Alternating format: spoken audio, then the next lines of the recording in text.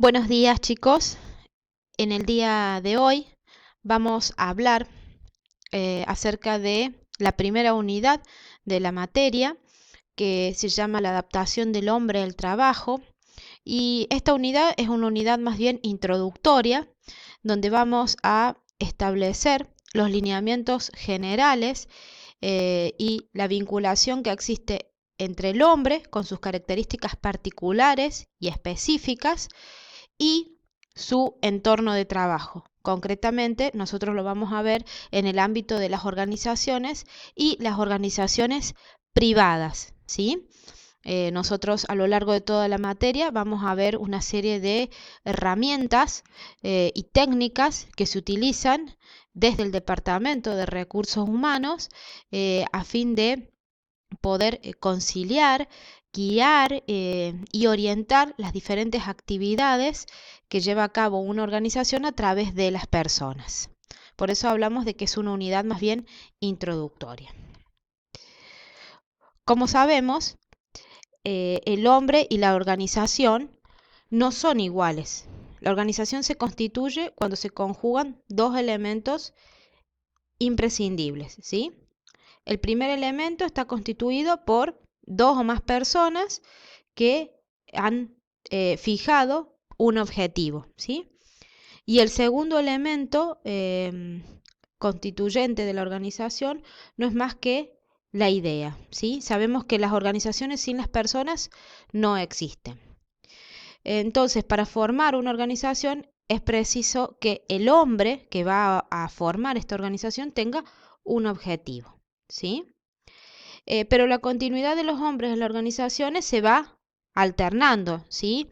Las personas quizá que comienzan una organización no van a estar de manera indefinida, van a irse personas, van a sumarse nuevos integrantes, ¿sí? Entonces, es importante que nosotros conozcamos tanto las características de las personas, en líneas generales, que forman parte de una organización, como así también las características de la organización y qué deberá hacer la organización para que esta relación hombre, organización u hombre-empresa funcione correctamente y se alcancen estos objetivos iniciales de los cuales nosotros venimos hablando. Entonces vamos a comenzar hablando de lo que es el hombre o la persona, ¿sí?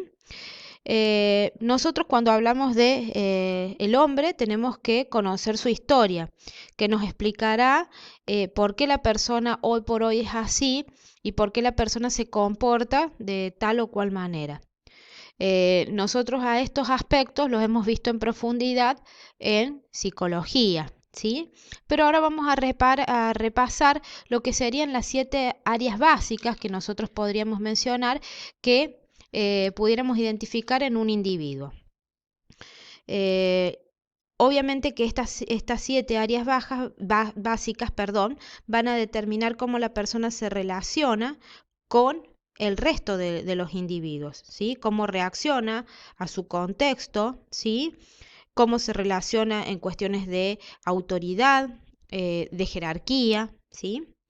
Entonces, ¿cuáles serían estas 7 áreas básicas que nosotros identificamos? Bueno, en primer lugar tenemos el área familiar, ¿sí?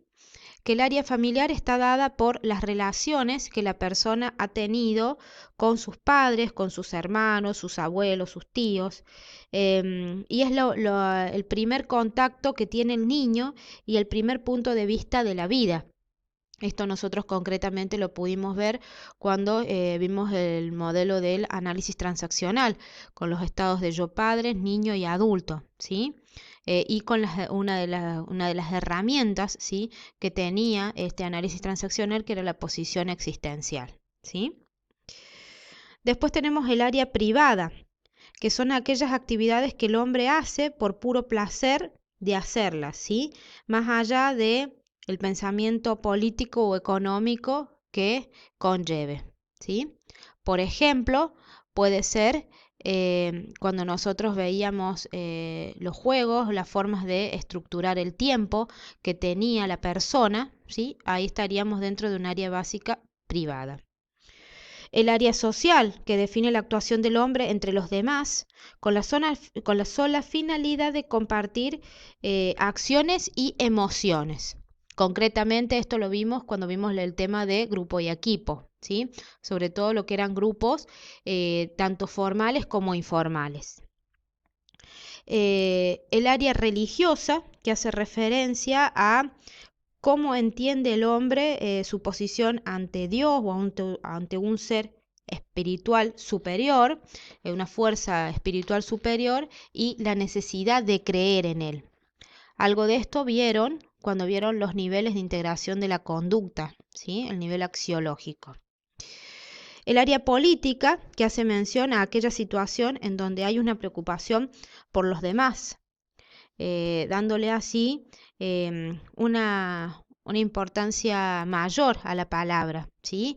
En todas aquellas actividades que la persona va a hacer para buscar el bienestar o el bien común de varios individuos dentro de una comunidad o sociedad.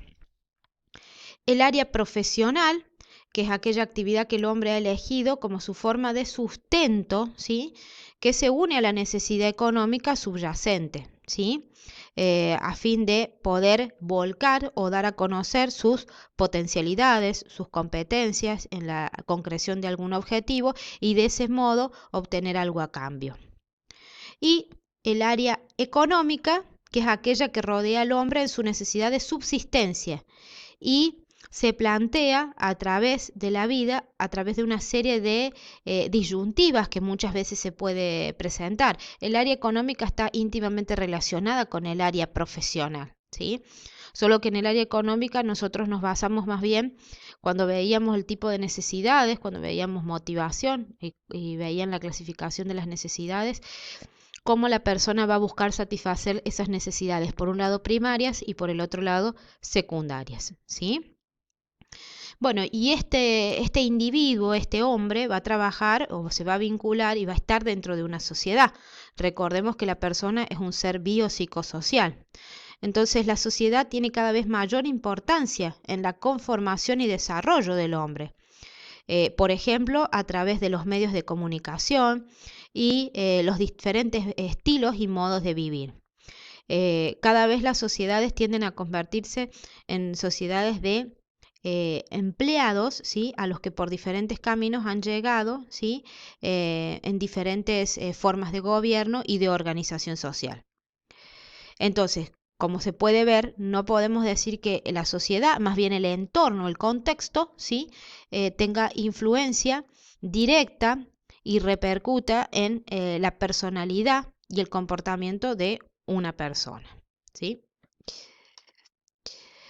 Cuando nosotros hablamos del hombre dentro de la sociedad, ¿sí? Y concretamente dentro de una organización, es difícil separar el comportamiento de esta persona, como veíamos en sus diferentes áreas, del de las organizaciones. Sabemos que las organizaciones, y lo volvemos a reiterar, operan, funcionan, existen por medio de las personas, quienes van a formar y decidir y actuar en nombre de esa organización. Las organizaciones se las define a las personas en diferentes términos, ¿sí? Y eso va a identificar y nos va a dar una idea de cómo la organización considera a esa persona, ¿sí? Por ejemplo, lo pueden llamar trabajadores, empleados, oficinistas, operadores, ¿sí? Hoy por hoy nosotros vamos a hablar más bien de colaboradores, ¿sí? Recursos humanos, talento humano, capital humano, ¿sí? El nombre que las organizaciones, concretamente la empresa, le dé a su personal, tiene un significado importante y señala con claridad el papel y valor que le atribuyen a las personas, ¿sí? Hasta hace tiempo, las relaciones entre las personas y la empresa, ¿sí? Se consideraba antagónica y conflictiva. Se decía que los objetivos de la empresa eran incompatibles con los de las personas, ¿sí? Eso lo vimos sobre todo en la corriente clásica y neoclásica. La solución era del tipo ganar-perder, es decir, si una parte le quita a la otra, ¿sí? Esta se queda sin nada. Por eso, en una situación en donde los recursos eran limitados y escasos, si una parte ganaba, lo hacía a costa de otra, ¿sí? Acá en sentido figurado tenemos este ejemplo, perdón.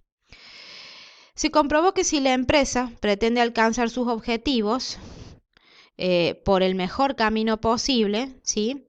Entonces debe saber canalizar los esfuerzos de las personas que forman parte de la misma, para que también ellos puedan alcanzar sus objetivos individuales. Y en ese caso, ambas ganan, ¿sí? En la actualidad, en este juego de partes, ¿sí?, involucradas, se prefiere la fórmula o solución ganar-ganar, donde se requiere la negociación, participación y sinergia de esfuerzos. ¿Cuáles serían los objetivos de la empresa que nosotros podríamos mencionar? Y por ejemplo, la supervivencia, el crecimiento sostenido, la rentabilidad, la productividad, la buena calidad de sus productos, sus servicios, la disminución de costos, mayor participación en el mercado y obviamente la competitividad. En tanto que los objetivos que la persona busca alcanzar cuando entra a una organización, podríamos decir que es el buen salario, mejores prestaciones, estabilidad, seguridad, buena calidad de vida en el trabajo, el respeto y las oportunidades de crecimiento.